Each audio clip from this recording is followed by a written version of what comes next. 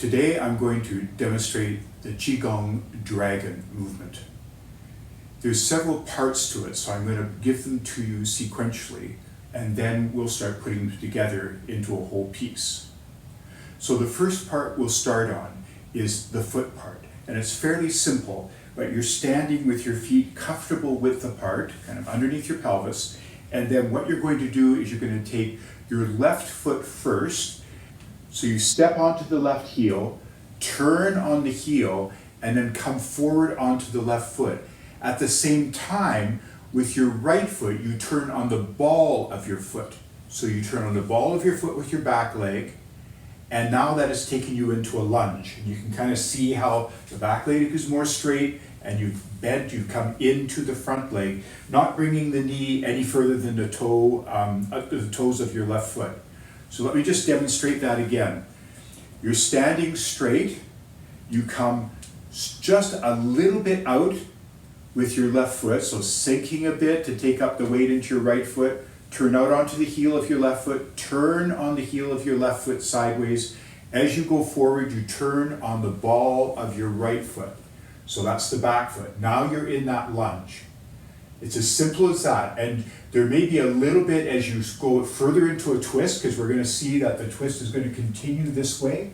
As you continue around to the left, you may find that there's a little bit of a shift that wants to happen in your feet going with that, and you just let that shift happen in your feet as it needs to happen. So that's that position as you come back to center, which is how you finish the movement. Then you're going to do the same thing stepping out to the right. So the stepping out to the right is just the same as the left. You sink into the left foot, bring that heel on the right foot and turn on it. Then as you go forward into the lunge, you turn on the ball of the back foot. So now you've got yourself nicely in alignment. And then as you'll see in a moment, as I demonstrate the upper body, you're going to continue into a twist. So there might be just a little bit of shifting in the feet as they follow that twist. And then you just are going to come back to center again. So that's the first part of the movement. The second part is the upper body part. So I'm going to show you this to you in several different perspectives, and also I'm going to focus on one arm at a time. So let's start with stepping forward to the left. And I'm going to turn sideways so that you can see that movement as I step towards you onto the heel of my left foot and turn onto it. As I do that, I take my left hand and I turn it up, palm facing the ceiling. So you can see it's just as if I'm holding a platter in my hand.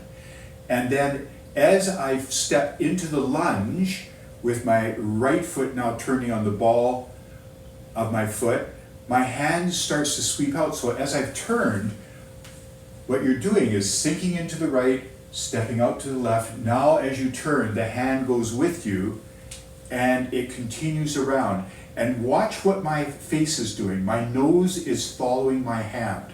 So my head is turning just about as far as my hand is as I twist. So stepping out, going into the lunge, my hand comes around, my head follows it, and as it goes, I follow it as far as I can without strain in my head. If my hand can go back further, you just kind of let your eyes follow it, but you don't twist too much in your neck. So that's the whole movement with the left hand, the leading hand, the hand on the side that you're twisting to. So that will reverse as you go into the right side. So just to demonstrate that on the right side, if I'm standing this way, so now I'm stepping out with my right foot, I turn, my hand comes out, and my head follows it as I follow it around. And then I'm just going to come back to center again. That's the hand on the side you're turning to.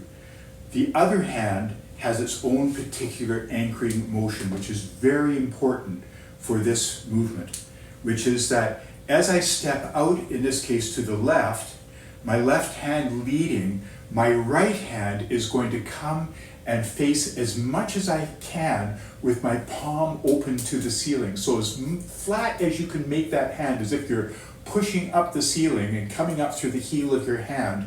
That's the position of that arm. And the more straight you can make it, the more you'll get a nice lengthening. So just go as far as your body is able to without strain. You just want to keep the fluidity of the movement without straining at the end movement, but just feeling into that strain a bit, drinking in the sensations of the end of your strain, and then you're going to come back. So if I put that together with the left hand moving around, I'm sinking into my right foot, stepping onto my left heel. Now I start coming around. This right hand goes up and creates this pillar of support and also creates a lengthening down the whole outside of the right side. So you should be able to feel it right from the heel of your right foot. That heel of the right foot is anchored into the ground and all the way up through the side of your body, up into the heel of your hand. From the heel of your foot to the heel of your hand, anchoring solidly through, and then just unwind and come back. I'm going to show you that to you from the back. So now I'm going to face away from you, and I'm going to step out to the left, turn, and as I turn, my left hand leads, my right hand goes toward the ceiling, and I turn into the twist. Lengthening out through that hand as far as you can. Coming back to center. Same thing if you look at it from the back. Here I go again, stepping out, turning to the left, and then my hand on the left leads around with the platter, my right hand pushes all the way up into the ceiling. Feel that movement twist into your body and lengthen out through the right side, and then come back to center. This movement also has a really important component of creating a twist through your rib cage. So the other thing I want you to think of as you're doing this, and I'll just go for balance uses to the right, what I want to show you with this is also how the breath is involved. So you step out on your heel, turn, go into the twist, leading with the hand that you're going into the twist with its platter, pushing up to the ceiling with the back hand, holding it with your breath in. So as you do that twist, you take in a breath and you hold it just as long as your breath feels comfortable holding. Never is there any sense of strain in this movement. As you move into places of strain, just gently hang out there, drink in the sensations of the strain, but also release your breath when you feel like you're getting a little bit breath hungry. And just let that out breath carry you back to center again. So that is the whole of the movement. And this Gong Dragon movement is really important for creating a balancing in the pelvis and therefore supporting more equal movement all the way up through the spine and down from the pelvis down into the legs. The pelvis has a very slight movement on these two side leaves, what in anatomy we call the anonymous. So these side bones of your pelvis sit right here in joints onto your sacrum, this triangle of bone that comes down to the center. And so we call these two joints the sacroiliac joint. When you walk or bend forward, when you do any movement that goes between your upper body and your lower body, it has to transition through the pelvis, and there's just this slight movement that is allowed to happen in the joints on either side of the sacroiliac joint. What happens is that one side or the other can often get stuck, so we get a little bit of a stuckness, and often because so much of our movement is about twists through our center of our body, whether we're sitting or standing, we'll be kind of, even if we're sitting, we'll be turning sometimes to look one way or the other. We tend to get these twists that are stuck in our body.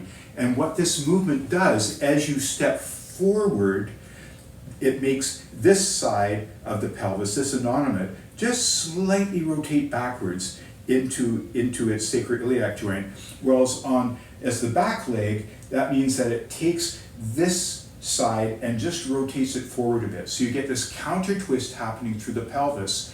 And as you go into one side twist and then come across and go For example, from the left and now to the right, you'll get just a little bit of a twist happening back and forth, and it helps ease open this whole stuckness through the lower back, and can really affect places where you're starting to feel that you're getting a load up in your lower back and in your, especially down into the sacral area.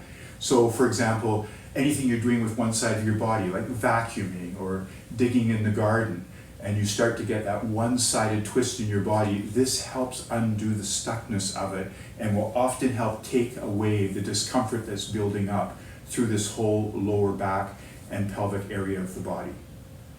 Very useful movement to have, because you can do 2 or 3 of those anytime in the middle of the day. It'll only take a minute or two, and you will get such good results out of doing it.